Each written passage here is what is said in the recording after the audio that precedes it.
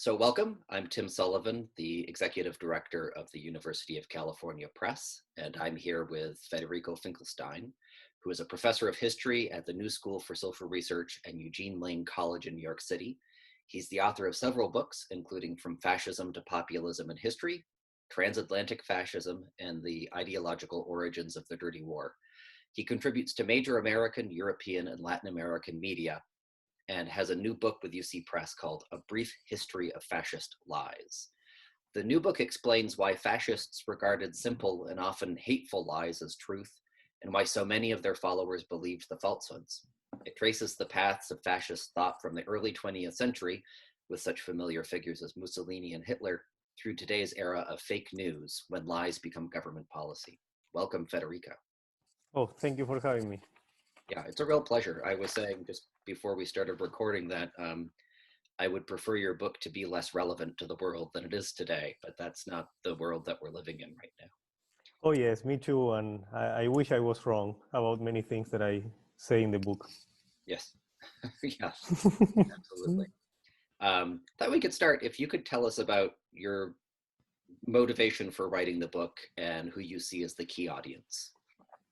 Well, the motivation is both, I wouldn't say immemorial, but it goes back probably since my early childhood. But also it relates to the present context. I mean, I could briefly address both. Like I was born in Argentina.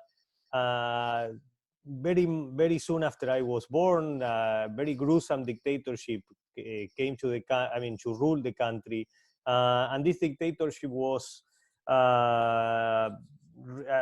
criminal. It's famous for the Dirty War, in which citizens that did not agree with their ideology were killed, persecuted, tortured, and killed.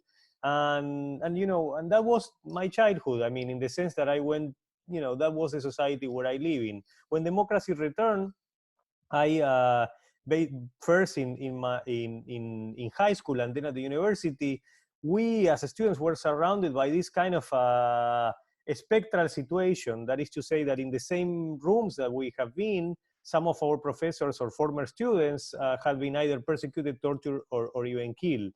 And that I thought demanded an answer. And for me, the answer was the long history of fascism, both in Argentina and in the world. And I just, throughout my career, I wanted to know why these fascists believe in these impossible ideas. Impossible ideas in the sense that, as I suggest in this book, these ideas were rooted and based on lies, things that did not exist. I mean, ideas about racist ideas about the enemy that were basically fake, and then ideas about what should happen and about the role of violence in society that were not true. So, in my career as a whole, and then more recently in this book, I just wanted to know why fascists and authoritarians believe in these ideas. Why they believe in something that for the rest of us is simply not happening. And you talk in the book about they don't think of it as believing in lies. They think of it as excavating a deeper truth. Could you talk about that a little bit?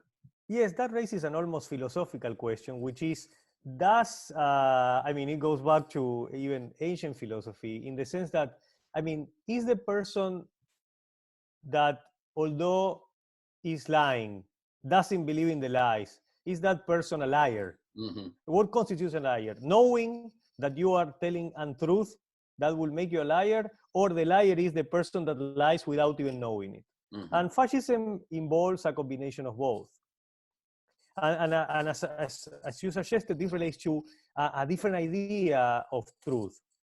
Because truth is not only, and in the book, I have it here, I start with a quote from our president, Mr. Trump, in which he tells his followers, don't believe in what, don't believe in what you are seeing.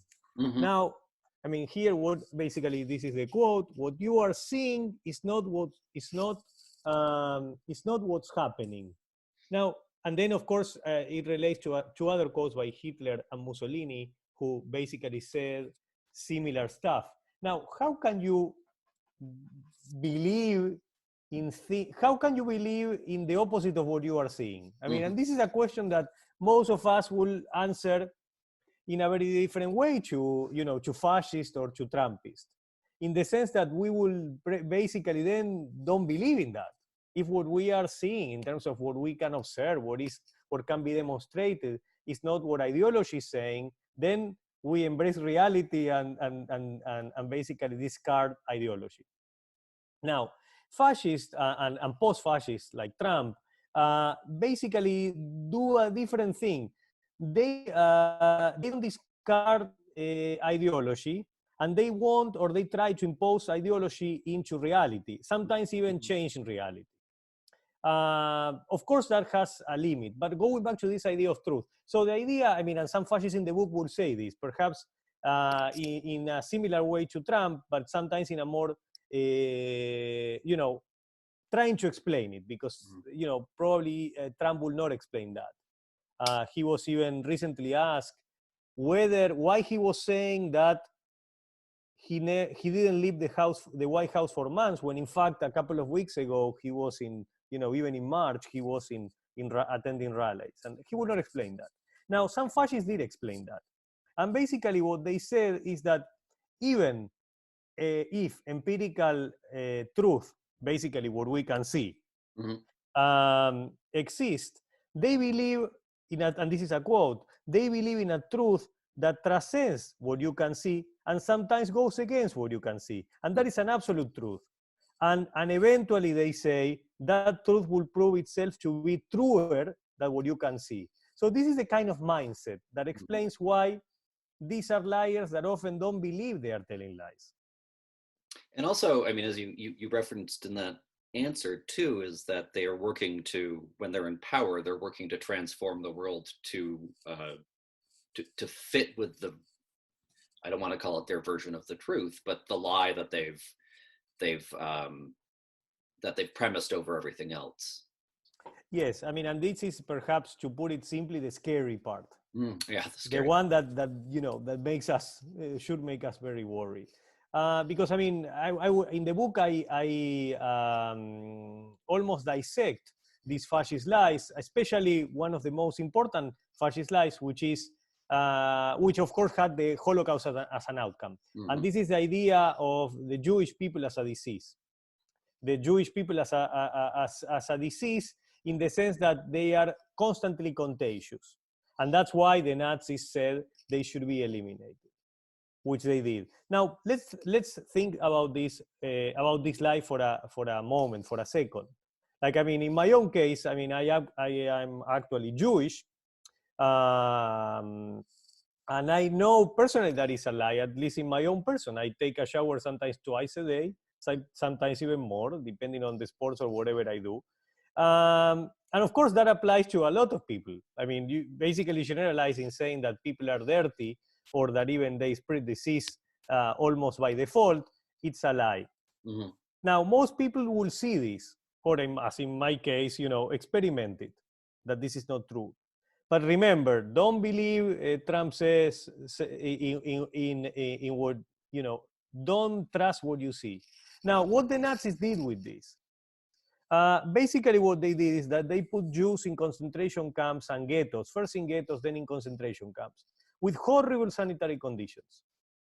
And guess what happened in these situations? Well, we know what happened is that these people became dirty, and they became ill, and they were contagious, and they spread disease. But only because the Nazis had imposed their ideas on reality. So the scary part is not only that these are lies, but sometimes they take these lies and they try to impose them into reality. And the effect of that is ideological violence. And the Holocaust, to a great extent, was that. The idea that people that were like the rest should not be like the rest, but should be what ideology said they should be. Mm-hmm. And that could only happen in the artificial context in which these fabricated lies are finally transformed into reality. Now, of course, that has some limits. So that's why in the book I also suggest that a lot of people suffer, victims of these ideas. But even people having these ideas, eventually they have a kind of reality, how can I say, they eventually will meet reality. Right. Because eventually this group of people were not as superior as they thought, and they were eventually defeated, and they died, many of them. And even like someone like Hitler, in order not to accept the reality, he will escape that by killing himself. So when we think about that, I mean, and if we want to relate it to the present, I think, particularly in our current pandemic situation, these people believe these lies, that somehow they are protected from this disease. And not only they are endangering others by being out there, I mean, sometimes as we saw, a couple of days ago, even in DC, without mask and with weapons, celebrating their nationalism, but also they are endangering themselves, as the fascists did, of course. Yeah. One last question is, how do we think about fighting back? About we see the reality around us and we're accepting it for what it is. What actions can we take? Or how do we think about the actions we could take? Well, I think, the history of fascism shows you that it's important to engage in many acts of resistance. And that includes, in the context of fascism or post-fascist, asserting your right to vote, basically vote them out if needed, participate in open discussions, critical discussions about what's going on, such as, for example, the one we are having, and a conversation that, having experienced dictatorship when I was younger, I can tell you for sure that we will not be able to have this conversation in a dictatorship. Perhaps, I mean, actually, in a country like Hungary, probably this will be close to illegal. And then, well, now difficult because of the particular situation, but defend the streets and the public sphere as a place where we can, of course, in normal situations, not the one of shelter in place, a context in which we can express ourselves. So basically, don't resign or don't leave behind the key elements of a democracy, because if it's up to them, this could be over before. But the main reason this is not over is because of the rest of people that don't believe in these lies and believe in democracy. Thank you. That's a good note to end this on. I really appreciate it. That's hopeful. So Brief History of Fascist Lies is now on sale through all retailers in both print and digital formats. Please consider purchasing online through bookshop.org or IndieBound to support indie booksellers. You can find links to all of those sources on the UC Press page for this book. Federico, thank you very much. I appreciate it. As I said, I wish your book were not as relevant as it is, but given the times that we have, I'm very glad that we have it. Thank you very much for publishing it. Take care. Bye.